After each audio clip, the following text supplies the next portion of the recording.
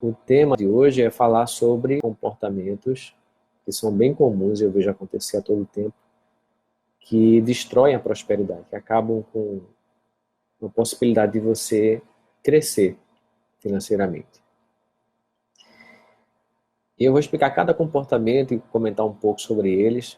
Quem sabe você identifica em você e percebe o quanto isso é sabotador para a sua vida, o quanto isso afasta o que você deseja, quer ter mais prosperidade. Eu acredito que todo mundo quer ter mais prosperidade, né? Ter uma vida mais tranquila, ter um fluxo financeiro melhor.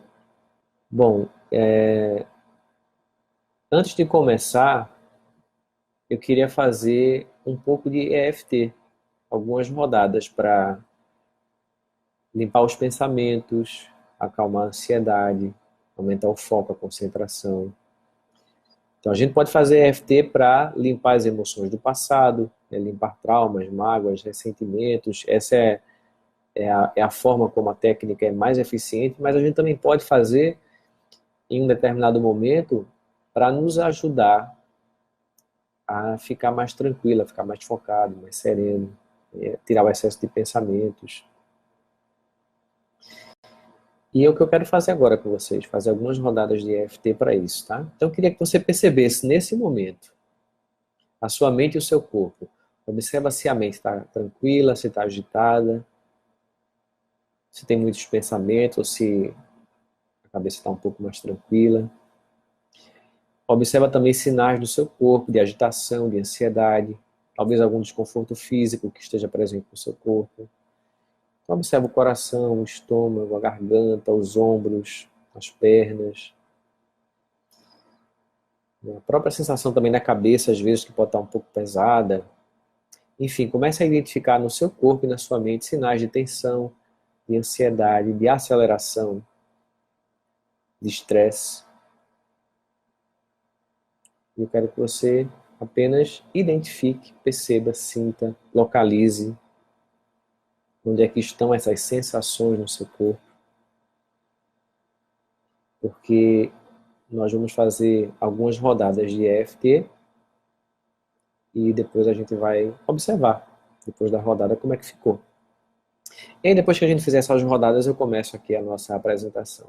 Então vamos lá, né? Se você não conhece a técnica da EFT, não tem problema, é só você me seguir aqui, tá? Eu sei que tem gente que deve estar vendo pela primeira vez, muitas pessoas já conhecem, mas é só você me seguir. A gente vai tocar em uns pontos que são meridianos da acupuntura, que vai ajudar a dissolver essas tensões, o estresse que está no nosso corpo. É só me seguir, tá bom? Então vamos lá, vamos até aqui no ponto esse ponto aqui da mão. Vou falar aqui frases genéricas sobre tensão, estresse, excesso de pensamentos. E aí vocês vão repetindo junto comigo para depois verificar como é que o efeito aconteceu para você, tá? Então, mesmo que eu sinta esse estresse no meu corpo e na minha mente, eu me aceito profundo e completamente. Mesmo que eu sinta a minha mente acelerada, eu me aceito profundo e completamente. Mesmo que o meu corpo tenha sinais de tensão, de estresse, eu me aceito profundo e completamente.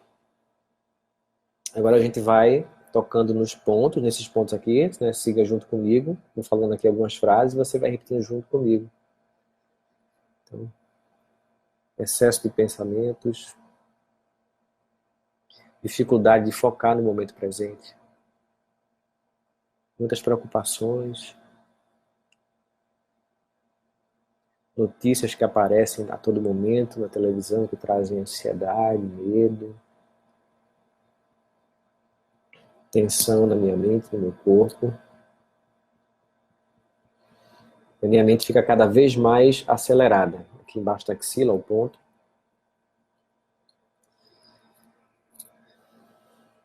Pensamentos em excesso, preocupações, medos e tensões, que acabam somatizando no meu corpo, em forma de tensão, de estresse.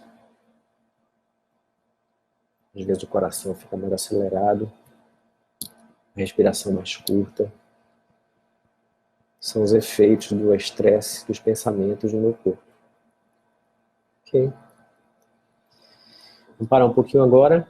E aí quero que você volte a se observar. Observa a sua mente e o seu corpo. Como é que você está sentindo? Agora, nesse momento. Então, talvez as sensações tenham mudado de lugar. Talvez as sensações tenham, né, por exemplo, às vezes a pessoa está com um aperto no peito e aquilo se espalha, ou se concentra, ou aumenta a intensidade, ou diminui a intensidade. Observa também o fluxo de pensamentos, como é que está nesse momento, se está mais claro, mais sereno, se está do mesmo jeito, ou se intensificou mais. Então, a cada rodada a gente vai perceber, novamente, a mente e o corpo. Se mudou alguma coisa, se surgiu alguma coisa nova.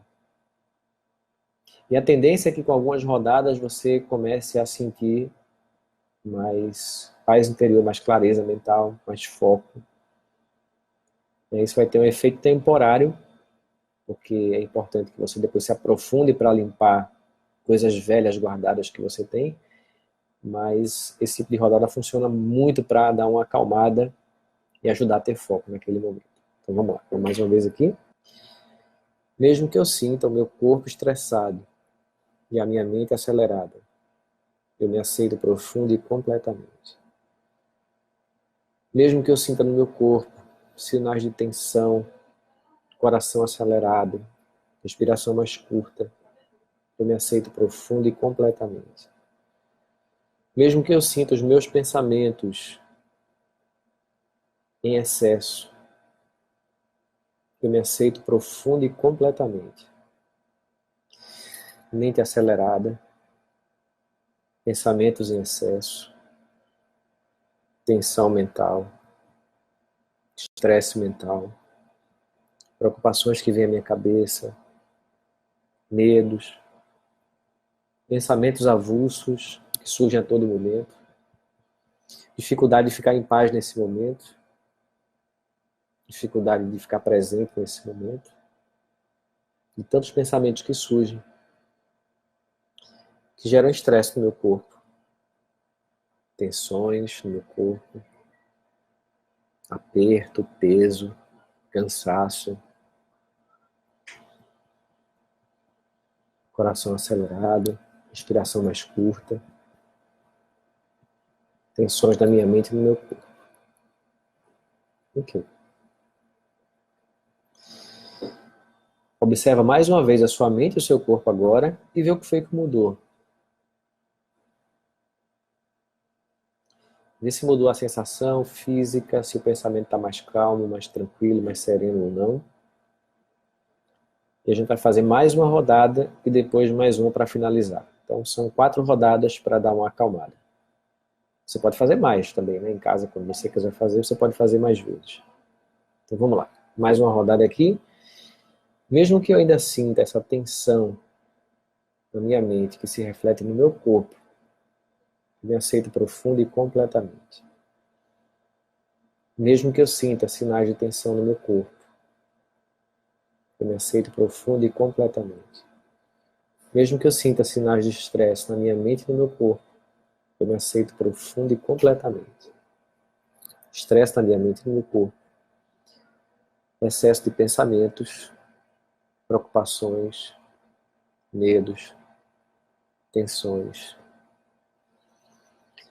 Notícias que aparecem a todo momento, trazendo medo, ansiedade, tensão, medo do futuro.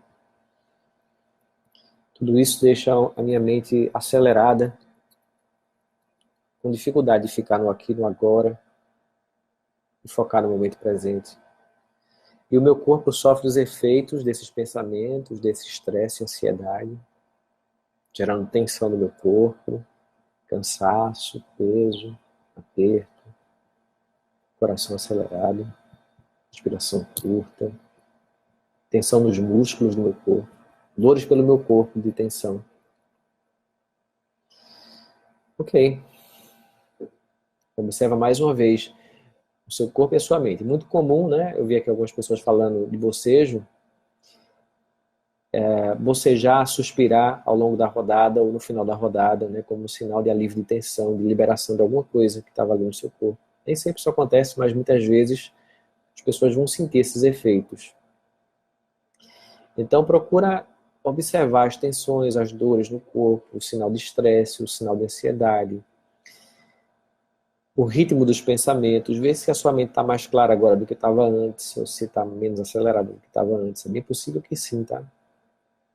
Só observa. Vamos lá, vamos fazer uma última rodada para a gente fechar isso daqui e começar com o tema da live de hoje.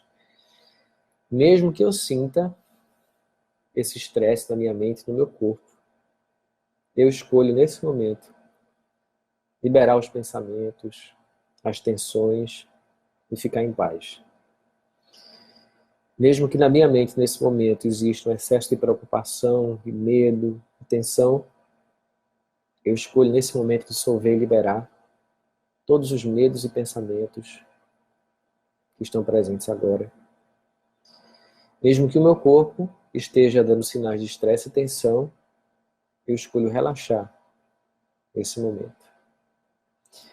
Eu libero nesse momento o excesso de pensamento, as preocupações, eu libero o medo, eu libero a tensão mental. E eu escolho focar no aqui e no agora, no momento presente. Eu escolho liberar qualquer tipo de tensão na minha respiração. Eu escolho liberar qualquer tipo de pressão ou tensão no meu coração, nos meus ombros, no pescoço, nas minhas costas, na lombar. Eu escolho relaxar. Eu escolho dissolver o estresse e a ansiedade. Eu escolho ficar no aqui e no agora, no momento presente. Ok. Observa mais uma vez como é que você está se sentindo. Normalmente, com 3, 4 rodadas, as pessoas já sentem uma diferença grande assim na ansiedade e começa a ficar mais tranquilo. Isso vai durar, né, por alguns minutos ou algumas horas, talvez, para algumas pessoas. Se você fizer isso várias vezes ao longo do dia, você vai ter esses momentos de tranquilidade, de sair, né, do estresse do dia a dia, como se fosse uma meditação que acalma você naquele momento. Também é muito bom fazer isso antes de uma prova, antes de alguma situação, uma entrevista que você vai fazer, uma entrevista de emprego, talvez, ou, sei lá, alguma coisa que gere em você algum medo, alguma tensão, e aí te ajuda a relaxar. Né? E aí você vai ter uma performance melhor naquilo que você vai fazer, né, com a tranquilidade. Mas vamos lá. Então, o tema de hoje, né, falar sobre prosperidade, eu escrevi um e-book gratuito que você pode baixar no meu site. Se você entrar no meu site, eu escrevi para a minha equipe, o pessoal passa o link para você. E são 11 comportamentos que vão destruir a sua prosperidade. São comportamentos que atraem pobreza, que criam pobreza para a sua vida, que afastam você do objetivo de prosperar e atraem situações de escassez, porque eles são focados em pensamentos de escassez. Eles são baseados em crenças limitantes que sabotam a nossa vida. Então, vou começar a falar aqui sobre esses comportamentos. Quais são? Então, primeiro comportamento, falar mal de pessoas ricas. As pessoas costumam generalizar, quer dizer que algumas pessoas fazem isso, não é todo mundo que faz isso, mas que todo rico é desonesto, todo rico é arrogante. Quem é rico é ganancioso, quem é rico é corrupto, só consegue enriquecer se realmente a pessoa for desonesta, ou corrupta, ou gananciosa de alguma forma. E quanto mais você fala de quem é rico, quanto mais você fala mal, mais o seu inconsciente vai querer proteger você de se tornar uma pessoa gananciosa, de se tornar uma pessoa mesquinha ou corrupta. Então, o mecanismo inconsciente para isso é bloquear o fluxo da abundância na sua vida, bloquear o dinheiro na sua vida, para que você não se torne alguém que você mesmo vai se julgar. Então é claro que existem ricos que são desonestos e gananciosos e que são corruptos, Mas também existem pessoas pobres que são desonestas, gananciosas e corruptas. Então, pobreza ou riqueza não deveria ser medida de honestidade, porque a gente vai encontrar pessoas honestas e desonestas em vários níveis sociais. Então, quando você começa a falar, né, que os ricos são desonestos, que as pessoas só enriquecem dessa forma, né, com corrupção, a sua mente começa a colecionar exemplos de que isso é verdade. Porque você aciona o foco da sua mente. Existe um mecanismo na nossa mente chamado, aliás, uma parte do nosso cérebro que chama de formação reticular, que ela encontra aquilo que você dá importância, aquilo que você dá o seu foco, aquilo que você acredita. Então, se você repete várias vezes que só se enriquece de forma desonesta, os ricos são corruptos, são gananciosos, você vai começar a lembrar de vários exemplos que provam que isso é verdade, e você vai começar a enxergar na realidade exemplos de que isso é verdade. Isso vai chamar a sua atenção, vai destacar. E cada vez que você vê um exemplo que comprova isso, você confirma mais essa sua crença. E você acaba também não considerando exemplos que provam o contrário. Então, se você vê algum rico que é honesto, você não considera esse exemplo, você tende a ignorar isso. E isso afasta você de uma forma muito sabotadora do objetivo de prosperar. O segundo comportamento que cria pobreza é falar mal do dinheiro. Falar que o dinheiro é sujo, que o dinheiro corrompe as pessoas, que ele afasta do caminho espiritual, que é a fonte do mal. Já ouvi algumas pessoas falando isso, né, que o dinheiro é a fonte de todo o mal. Já ouvi algumas pessoas falando que o dinheiro é o mal necessário. Quanto mais você associa dinheiro a coisas ruins, mais o seu inconsciente vai fazer de tudo para afastar o dinheiro da sua vida. Para que você não seja afetado pelas coisas ruins que você acredita que o dinheiro traz para você.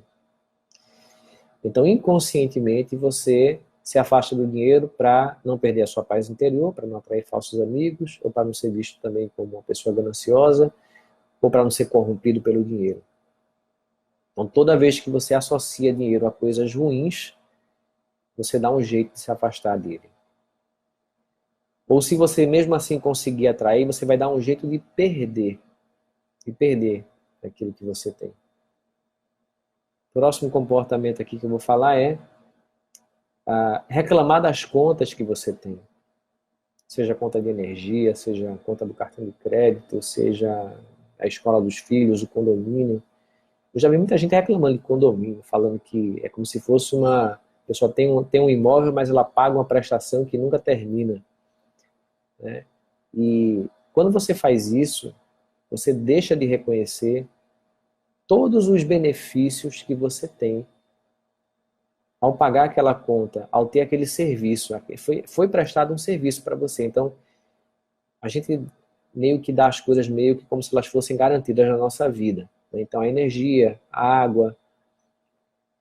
Por trás desses serviços existem empresas, existem pessoas que trabalham ali, existem famílias que dependem daquilo e que prestam aquele serviço para que a gente possa ter conforto, qualidade de vida. Né? Aqui, por exemplo, nesse momento eu estou aqui com o computador ligado na tomada, estou com a internet ligada, o ar-condicionado ligado também, está fazendo calor aqui em Recife. E isso só é possível porque tem aí uma empresa que fornece a energia e eu pago essa conta. Então, na verdade, ao invés de pagar essa conta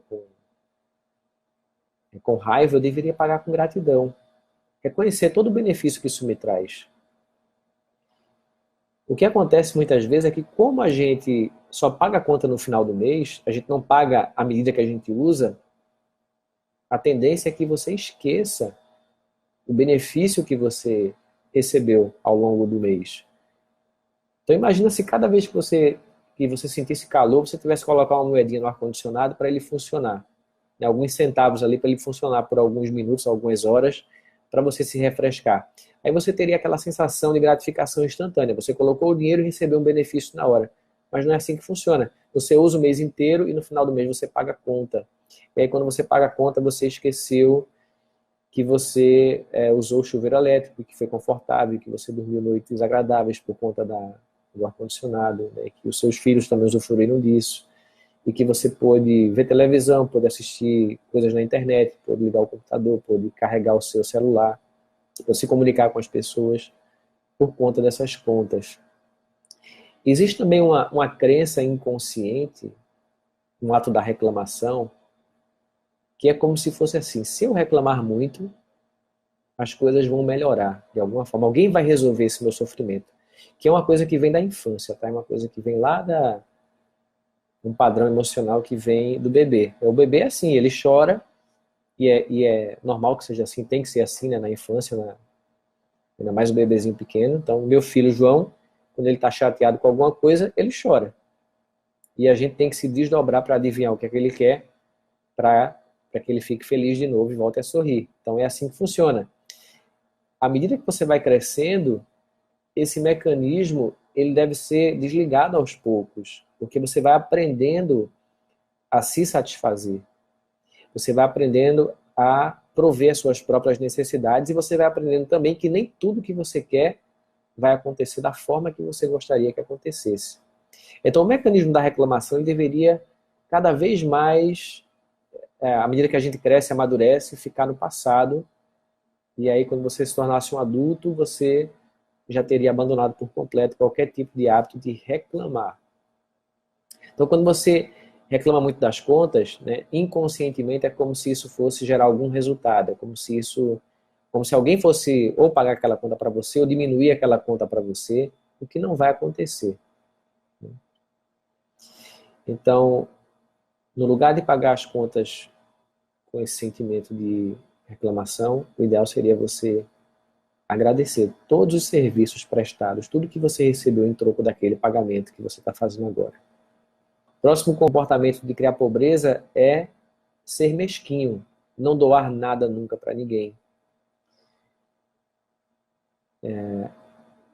Cada vez que você doa alguma coisa, cada vez que você faz uma doação, pode ser na sua igreja, pode ser uma doação em algum lugar que você ajuda, né, que não tem nada a ver com religião, mas que ajuda as pessoas de alguma forma a crescer, que traga algum benefício social para alguém, você está mostrando para o universo que você tem uma mente mais abundante, que você acredita que não tem escassez para você e que você pode doar. E quando você acredita nisso, vem mais para você.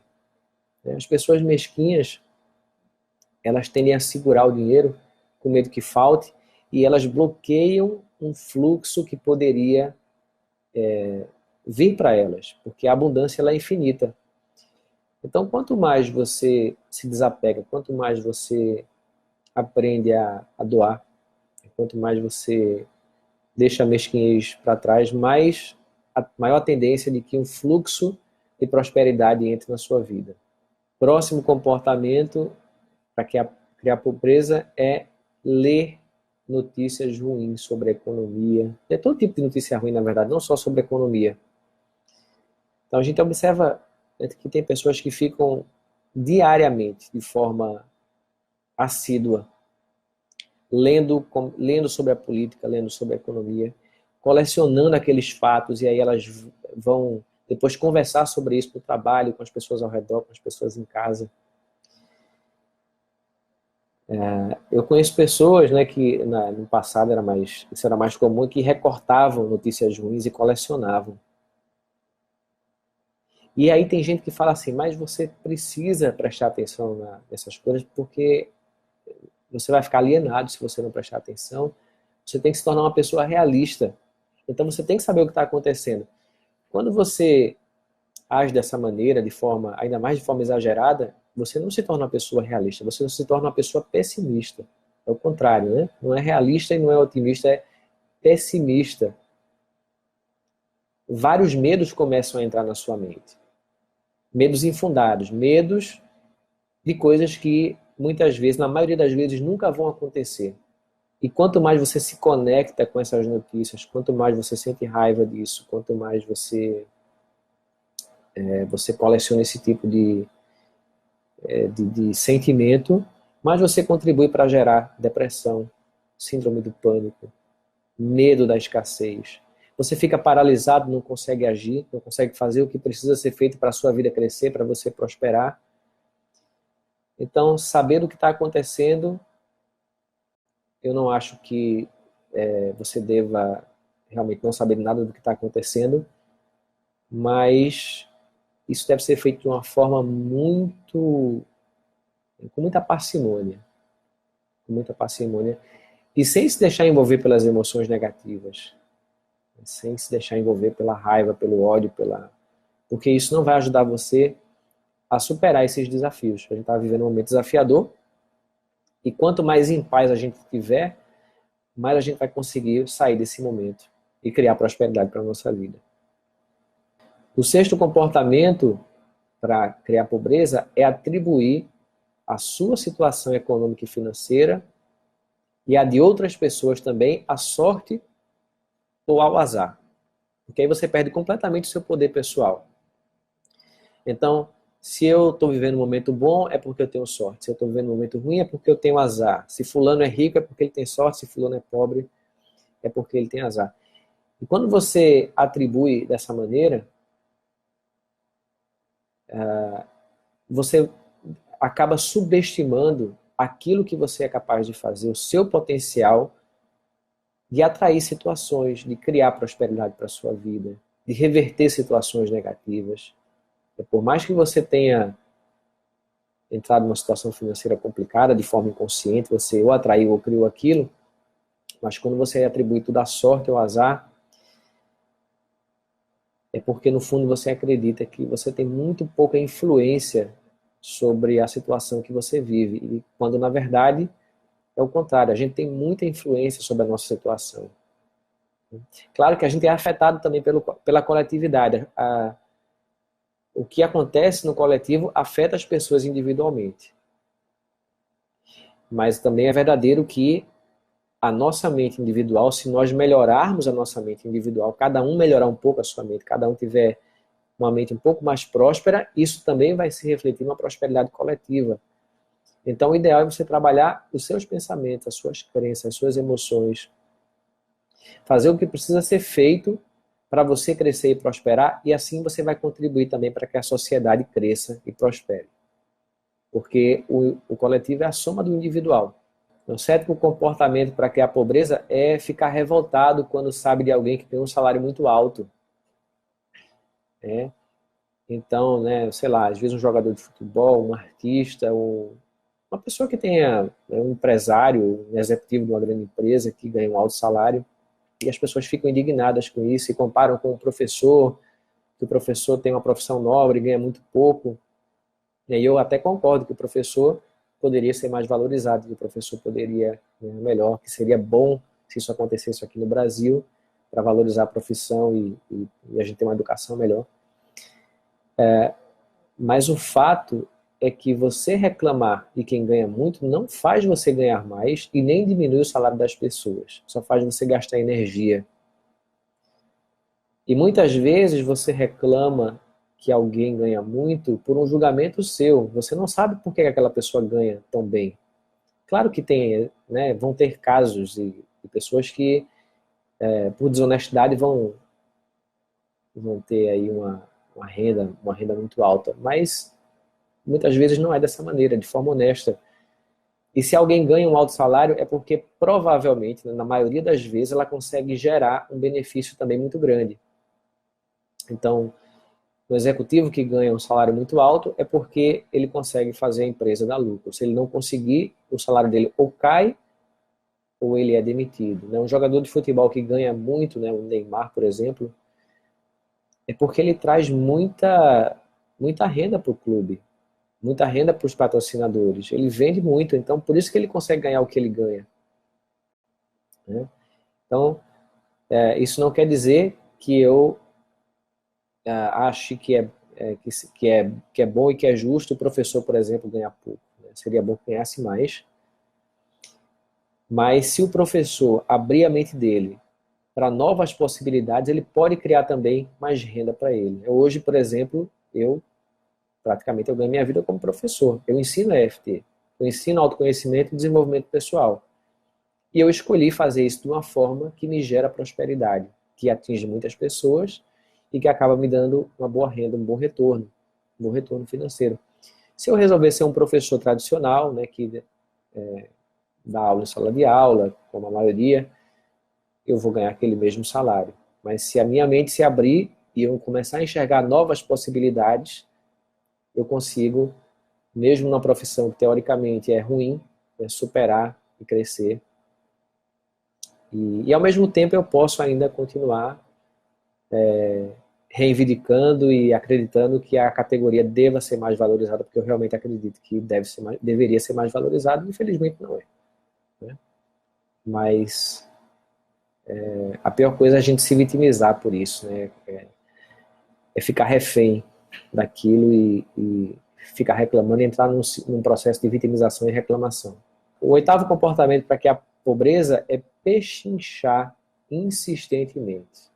A gente vê isso acontecer, pessoas que elas não contentes em fazer uma pesquisa de preço, elas pechincham ao máximo, elas pressionam o tempo inteiro, muitas vezes em coisas que têm um preço irrelevante. Então, você vai aqui na praia, aqui em Recife, né, vai comprar amendoim, é super barato. O cara que vende o amendoim, ele não é uma pessoa bem financeiramente, você vê que amendoim e ostra são pessoas realmente simples e humildes.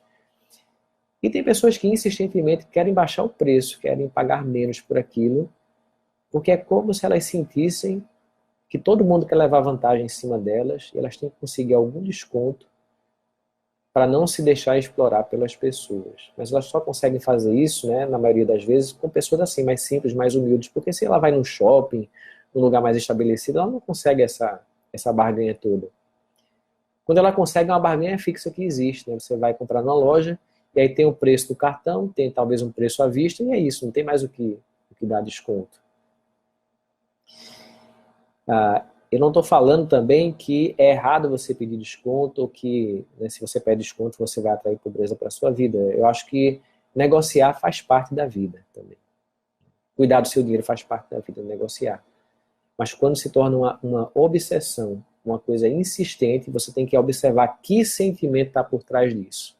Será que você acha que todo mundo quer passar a perna em você? Ou será que você acredita que você não pode, que você tem uma vida muito escassa e você não tem condição? E por isso você precisa sempre barganhar muito. Veja qual é o problema que está por trás disso. O pechinchar nunca...